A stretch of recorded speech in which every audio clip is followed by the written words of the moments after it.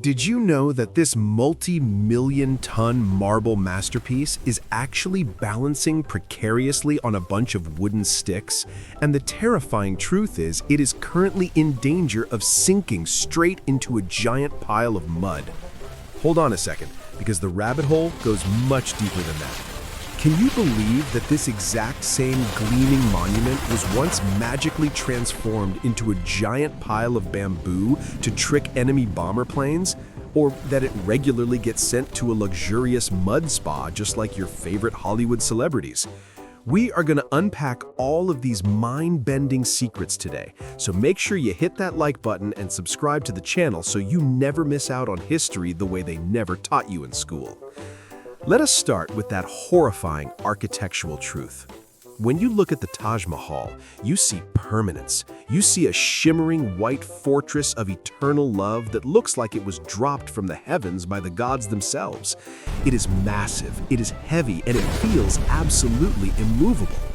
But underneath that pristine white marble, hidden deep below the perfectly manicured gardens, lies an engineering secret that is equal parts pure genius and sheer terrifying madness.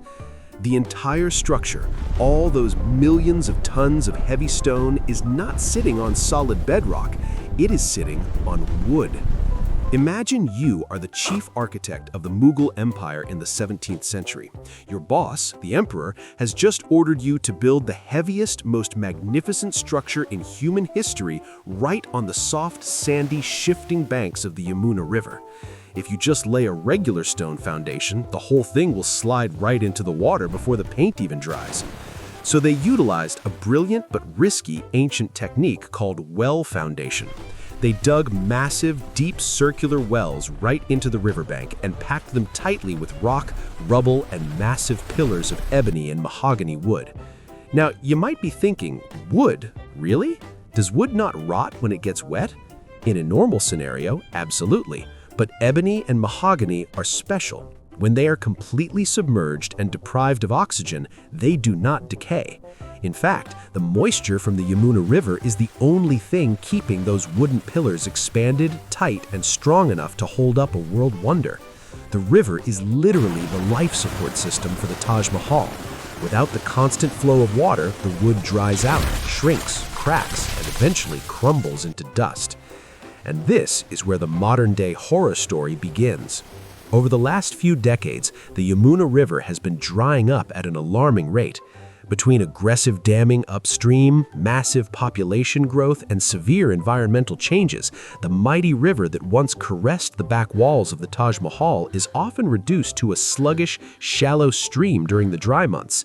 Environmentalists and historians are currently sweating bullets because as the water table drops, those 400-year-old wooden supports are finally being exposed to oxygen.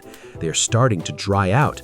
There are already reports that the massive minarets, those 4 gorgeous towers standing guard around the main dome, are showing signs of stress and are actually tilting slightly.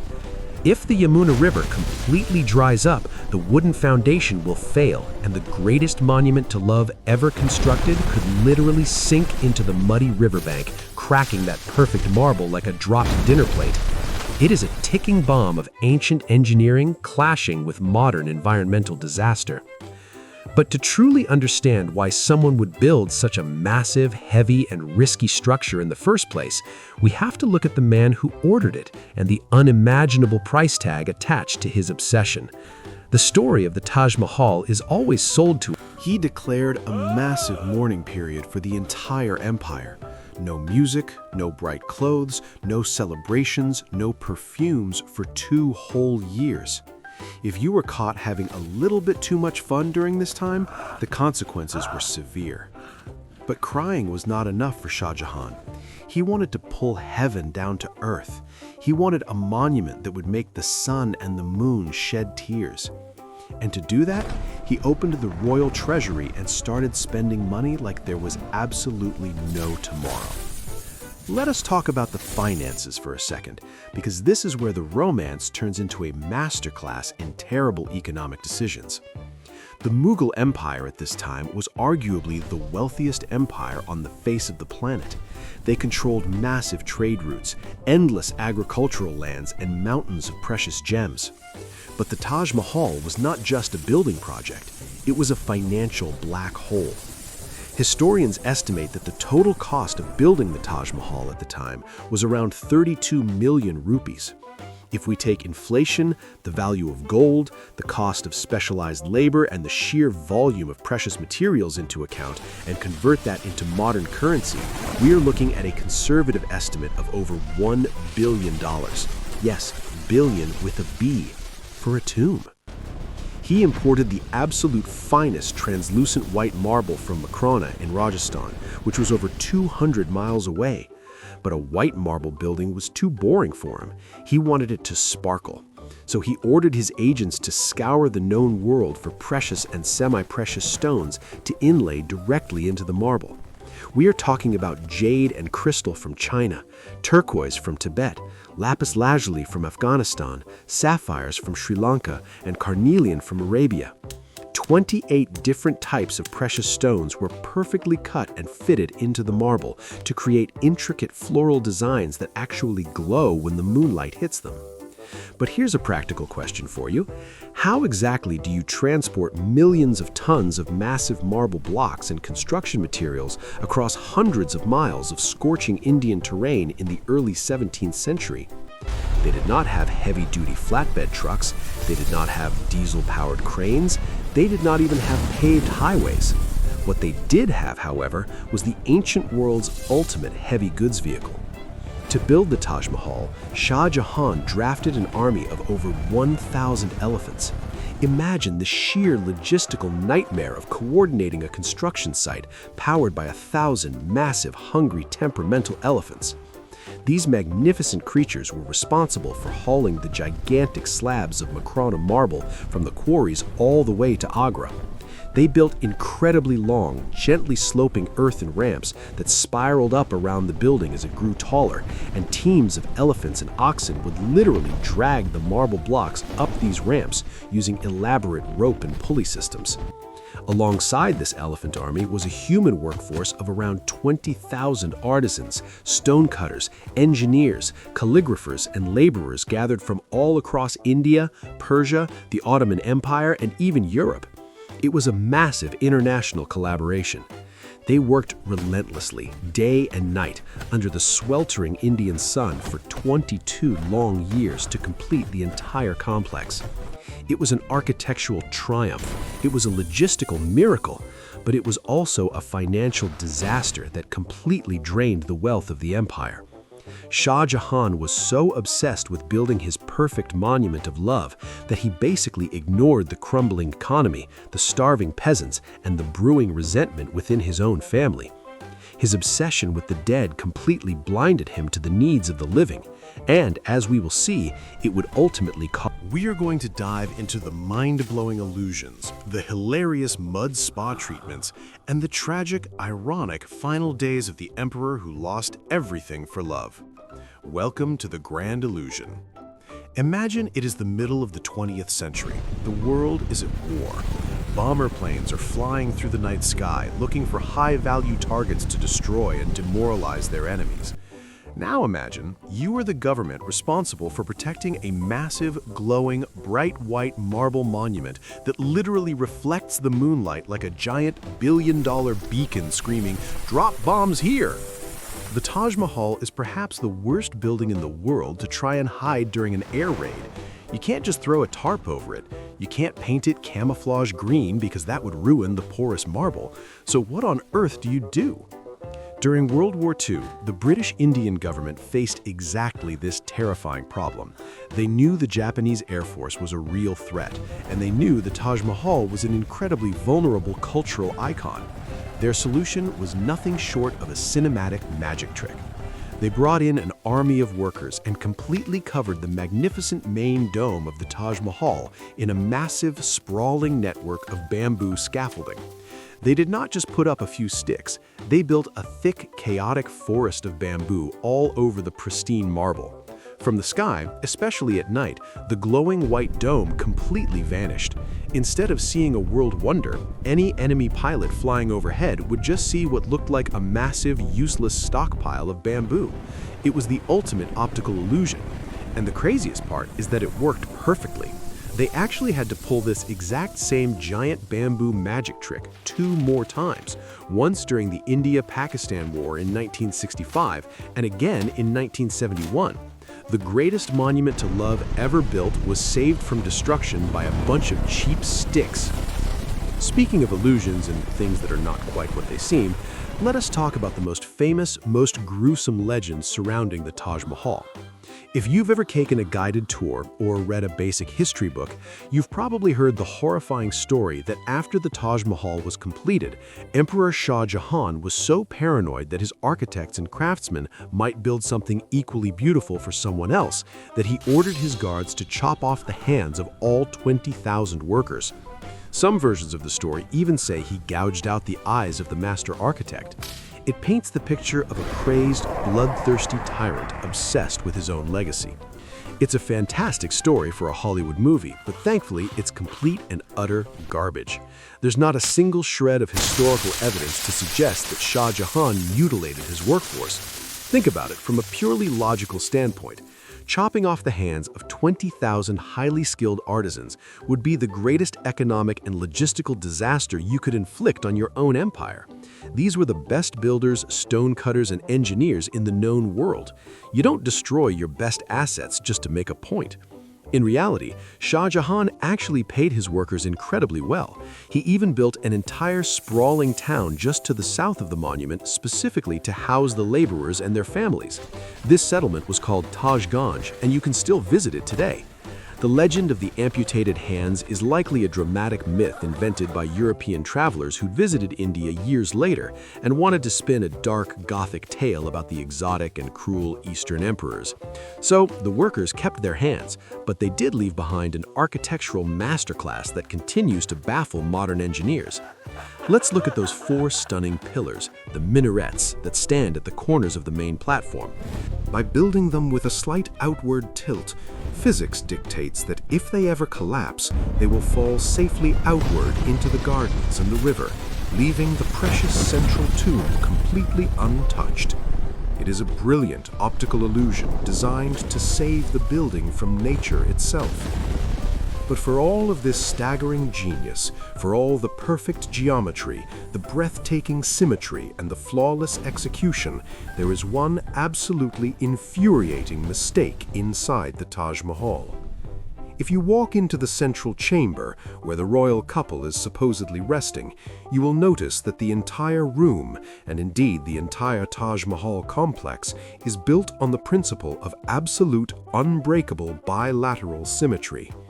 If you fold the building in half, every single archway, every garden path, every water feature mirrors the other side perfectly. The Islamic architectural style of the Mughal Empire demanded this perfect balance as a representation of heavenly order.